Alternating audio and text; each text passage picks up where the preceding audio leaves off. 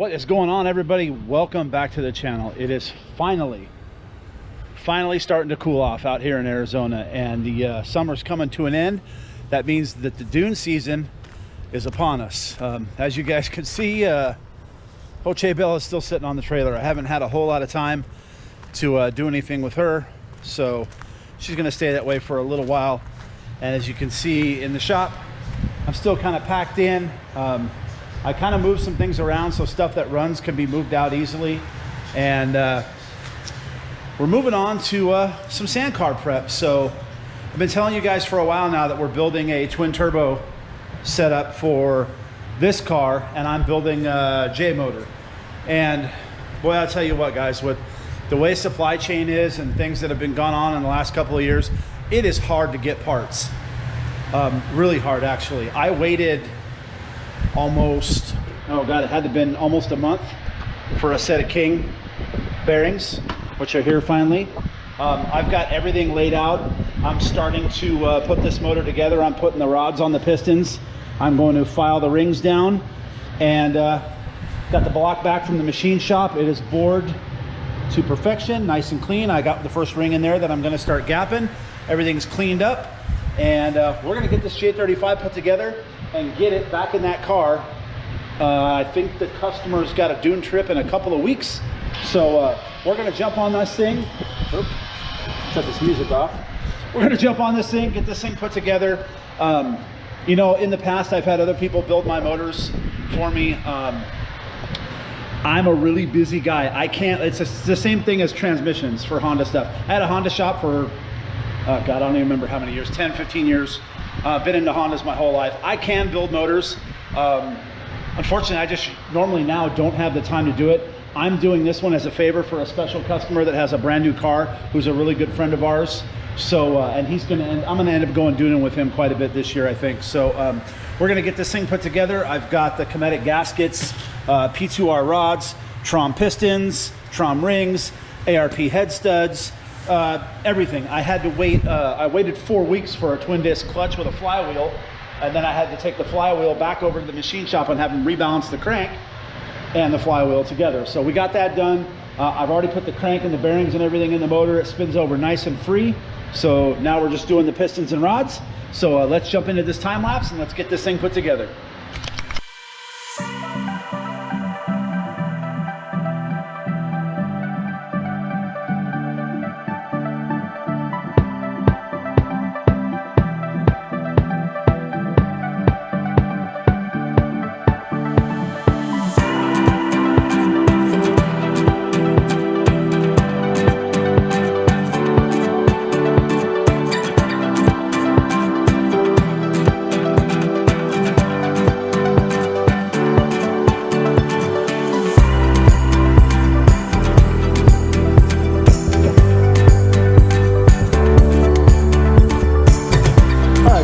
As you can see from the time lapse, we got all the pistons and rods put together, got all the clips put in, everything's ready to go. Now we're going to move on to filing down the rings. That's the kind of tedious part. Now I'm looking over here at Trom's, this is their piston, their spec sheet, and they're saying 023 in inches and 058 metric. The oil and gap we can leave, that's fine. That's pretty much factory spec.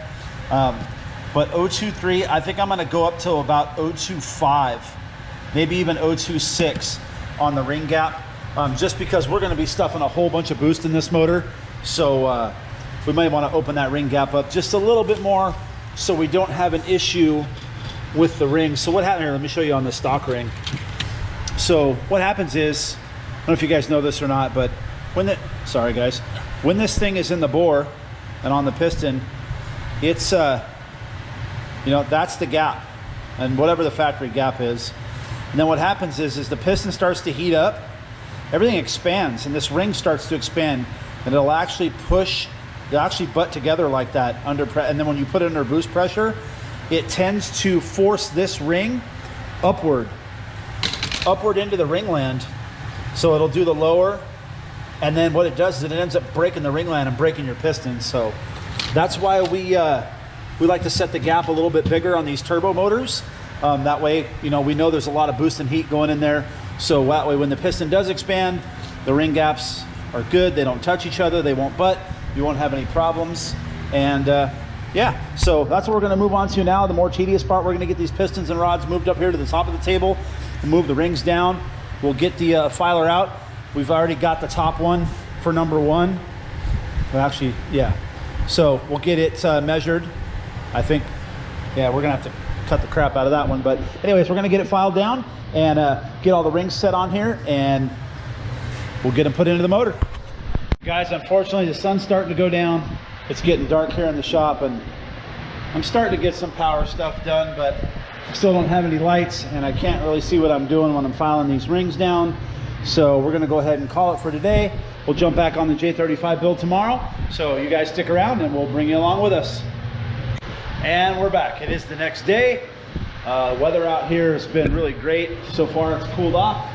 So we are back to putting this thing together. We're back to filing rings and getting it reassembled. So as you can see, there's only 5 left. I've already filed the first set of rings, got the first one in.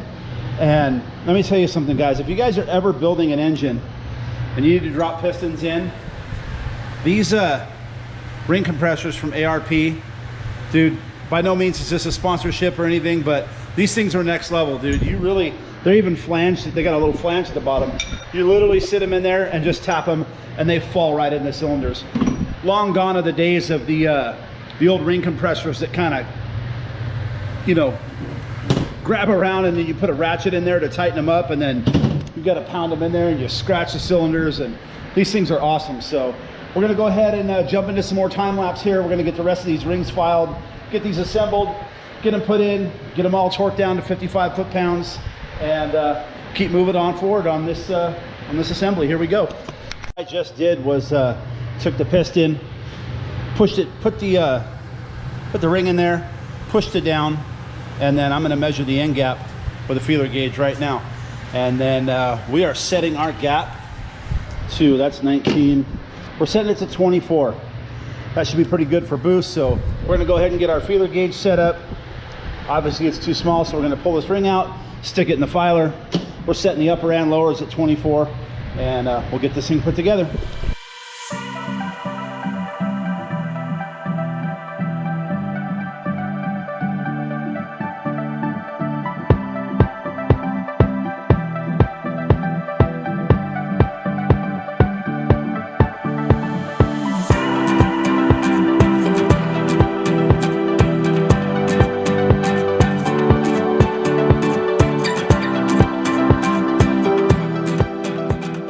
Guys, when you're filing ring end gap, you want to take your time. Go slow. Now you're going to get depending on your pistons and rings, you're going to get 2 different types of rings. You're going to get an upper and a lower. The lower is just kind of a cast steel, or but the top one is coated. So your upper ring's going to be coated. It's going to be harder to file. So like I showed you before, I took this ring, stuck it in the bore. See if I can do that without scratching it. Yep. Take the piston that it's going to be on, and that's for this cylinder. Don't ever just file them all off of one cylinder. You're going to push the ring down into the bore evenly. Your ring's in there. Take your feeler gauge. Check it out. Let me switch hands because it's kind of shaky. Doing all this by myself, but it's even. Look at that. Perfect. So we're right at 24 thousandths, the upper and the lower. So this one's ready to go. And then as for the oil ring and the springs, they're pretty much set from the factory. You want to check them anyways, but for these, we're going to leave those. We're going to check those at 15 thousandths, but more than likely they're fine. But we're going to go ahead and throw them in, give them a check real quick, and then we'll move on to getting this piston and rod put in the motor. Then we're going to repeat the same process 4 more times. So guys, I've also got a little jeweler's file here. Once you file the rings in the ring filer, you just want to come in and make sure there's no, like this one has a little bit of a rough edge. I don't know if you guys can see that. I'm just going to take the file, just knock down that little edge, make sure it's straight. That one looks good. This one looks perfect. All right, so then we're ready to drop them onto the piston. How you want to do this is you first want to put the oil control spring in. This is an expandable ring, so that's going to go in first. You know, as for which way it goes in, left or right, up or down, if there's paint, normally there's paint on the oil control rings on both sides, and there's two different colors that touch each other. These ones just, excuse me, have a pink paint on this side. I always put the paint to the right. So I got my piston and rod, intake side up. I'm gonna put the paint to the right. I'm gonna go ahead and drop the oil control. Before I do that, I should oil them up a little bit. So take a little straight 30 weight here. Just put some on your finger. Oil up that control spring. And then go ahead and oil up the, these aren't really rings. One of these is called a, it's like a base for the oil control spring. They're rings, but these ones doesn't make a difference which way you put these up or down. They're not chamfered, they're just totally flat. So those ones don't really matter. It does make a difference in the upper and lower rings, and I'll show you guys that as soon as we put them on. So I'm gonna go ahead and drop in the spring. Make sure that's right. Make sure it's butted up against it and not over. Very important to make sure that that oil control spring does not overlap. If it does overlap, you're not gonna be able to get the rings on. So we're gonna take the lower ring for the oil control. We're gonna stick it down here, get her to kind of sit down in there, and then just roll it all the way around until it drops in the bottom. And that one dropped in the top. So normally I don't do that, but it dropped in, so we're gonna leave it. We'll see if we can get the bottom one in. Now, as for clocking the rings, I don't think it really matters on the spring side, but I do clock them, you know, apart. And then the upper and lower, it does matter. You don't want them lined up because you'll get a bunch of blow by through there. So we'll just turn this 180 and then stick that in the bottom and roll it all the way around the piston. Let's see if we can't get her on the bottom. There it goes. And that's it. Oil control spring rings are in. So now we're gonna move on to the secondary ring. Like I said, the secondary ring is a solid color. The upper one's hardened. It's got a chrome finish. Sometimes they're black on top, but if you look at this side, they'll have a chrome finish. You know, just depends on what type of rings you guys use. These are the rings that come with the P2R pistons. So again, I'm gonna lube these up. Just get the rings, just wet them a little bit, fingers, a little bit of oil. I wasn't really gonna turn this into a how to build a motor video, just kind of showing you guys what I'm doing, putting this thing together. So again, here we go, intake side up. And then for these, the edges are chamfered, or they're dished. So this one has a part number right there. I don't know if you guys are gonna be able to see that in the GoPro or not. Part number faces up. Same thing on the top ring, part number faces up. So again, pick up the piston, intake side. So we're gonna sit this kind of off to the right a little bit, or left a little bit. So we're gonna drop that ring down in there. Go ahead and walk it around. Nice and gentle, try not to scratch the piston. And that ring drops right in just like that. And then we're gonna clock this one. I kind of do them like this. Some people put them, you know, a little bit. I do them like this. So one ring gap will be here, other ring gap will be over there. You just don't want them facing the same way. So upper ring, we're gonna put that there. We'll go ahead and walk the ring around the piston. Make sure it's in, and just like that, your rings are installed on the piston. Next, we're gonna go ahead and take the ring compressor. We're gonna jump over here to the motor. I'll set you guys up over here and show you how we drop these in. All right, so again, we're gonna get some oil here, some oil on your finger. Go ahead and lube this cylinder up. And too much in here is not enough, if you know what I'm saying. Get this thing nice and lubed up so you don't have any issues with that piston dropping in. The ring compressor's already lubed up and there's already oil on the rings. So we're gonna go ahead and drop number 2 in. Let me set the camera up here so you guys can see what's going on.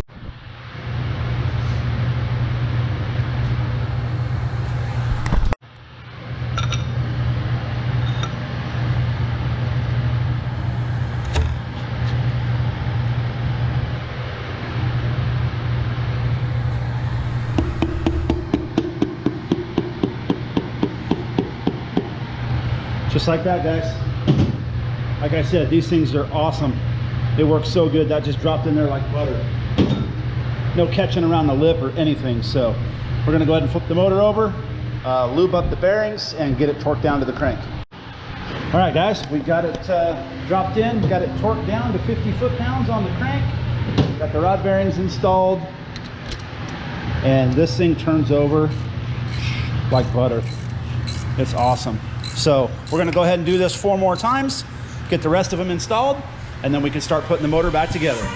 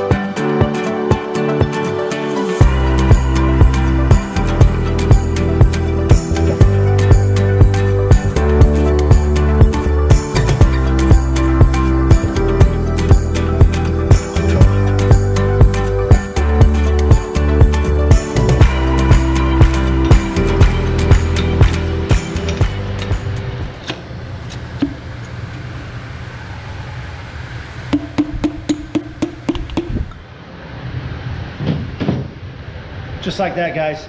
This, like I said before, this ARP tool just makes it so easy to drop those pistons right in. It's a cool ass ring compressor. And like I showed you, it even has a flange on the bottom. So once you're sitting it in your bore, it'll sit into the flange, or sit into the bore and just drop right in. So kudos to ARP for making these things. And all the motors I've ever built in the past, I've always used those socket style ones that suck. But from now on, I think I'm just gonna buy a whole set of these things and build them that way.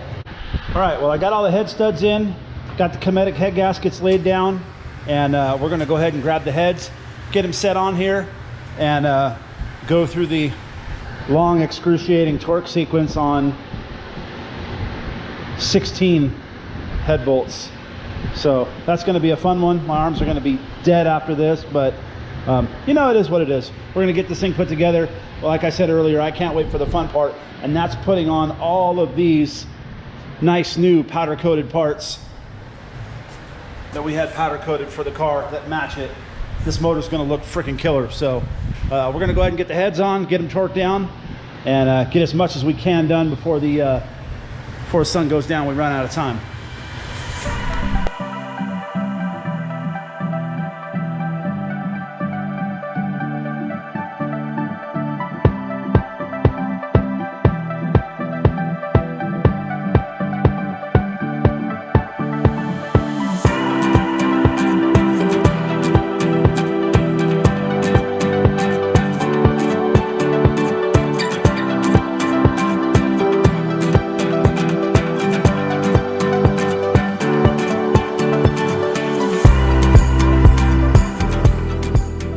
Guys, so that's going to wrap it up for me today.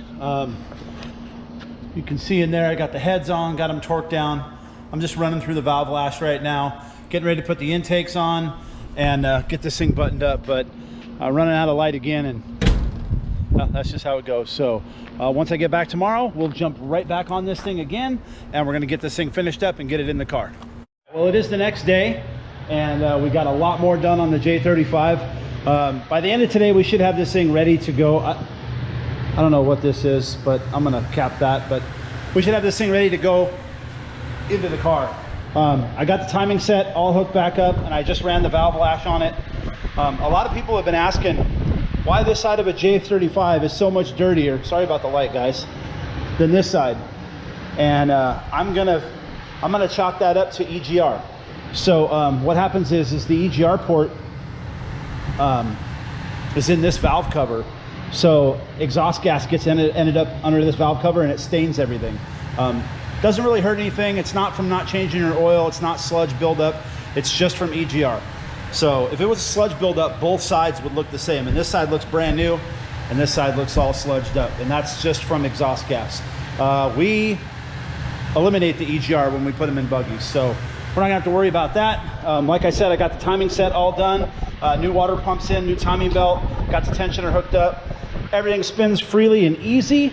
So we're gonna go ahead and start getting the intake manifolds and the top end of this thing put back together and get it ready to go in the car.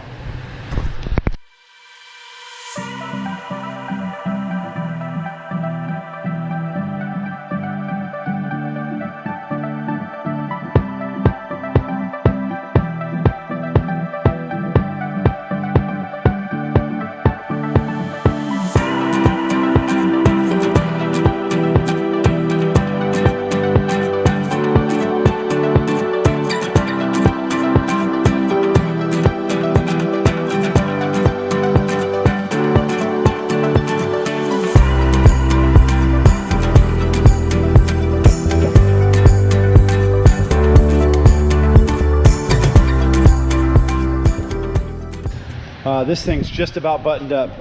I went ahead and just threw these valve covers on, these stalkers for now. I swore we sent a set off to powder coat, but I could be mistaken because I don't think we sent intake manifolds. I painted these, and I have another set of valve covers over there in the bin. I may clean those up and just paint them. That way they match these. So now we're gonna go ahead and break into some of the stuff that's been powder coated, and we're gonna go ahead and sit this stuff on there and see how it looks. So this part for me is like a little kid opening up fresh candy from the candy store. Look at that. That purple is fire. Check that out, boys.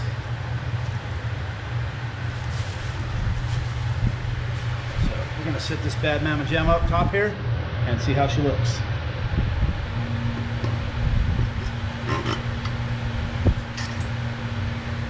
But check out how that purple just pops off that black. That looks so good. So if we ended up, I don't remember, I thought we sent a set of these off to powder, but if not, I'm gonna hit them with that matte black. Man, that looks so good.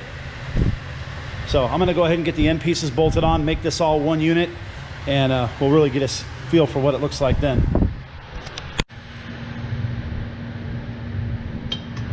All right, guys, so I'm bolting this stuff on here. Got Sherry helping me out, holding the bolts, handing me bolts, and trying to be real careful. I went ahead and changed out the Honda ones, the gold color to black. And man, I'm gonna bring you guys in closer here in a minute when I get a few more of these bolts in. This purple, dude, it is fire. So yeah, you like it? Yeah, so I think I've already done my seats, and they have this purple in it. I'm probably gonna do some of my stuff in this purple as well. So we'll just have a bigger version of the 2-seat car. But you guys, I don't know if the camera does this any justice at all. Let me aim this up. Sorry about that, guys. Let me aim a little higher. I don't know if the camera does this any justice at all, but this purple is insane.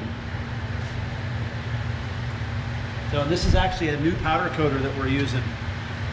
And he's really, really affordable.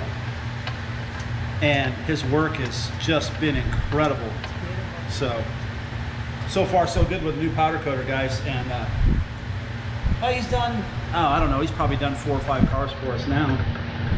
There's 2 or 3 brand new cars getting built at the shop right now. He did this car. He's gonna do Dave Unknown's car. He's doing our car. So it's, wow, this color, I'm like super, super jealous of this color. I want it bad. It's giving me an idea. Yeah. We don't have to go black. We don't have to what? We do the sides gray. Gray and purple, you think? Like this? Gray, purple, and black. Yeah, we could do that. So, all right, guys, I'm gonna grab the other side piece, get it bolted on, and then I'll bring you guys in closer and show you it with the top on. Check that out.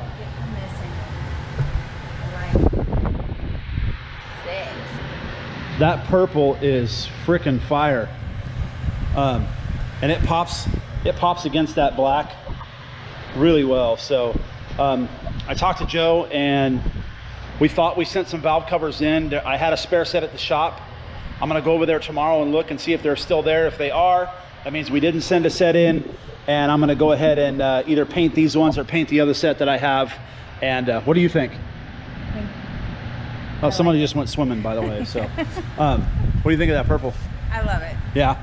That's my favorite color. Right. So guys, that's gonna wrap it up for this episode. I did a full J35 build for you guys. I kind of skipped the beginning. I already had the crank in the motor.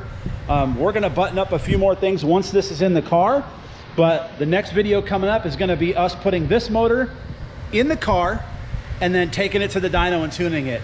So we're looking to make some big power with this, boys. So you guys stick around, make sure you stick around for that. The Dune season is coming, so the next couple of episodes gonna be Glamis Fab all over again. So you guys stick around. Thanks for watching. Make sure you give us a like and a subscribe, and we'll see you in the next video.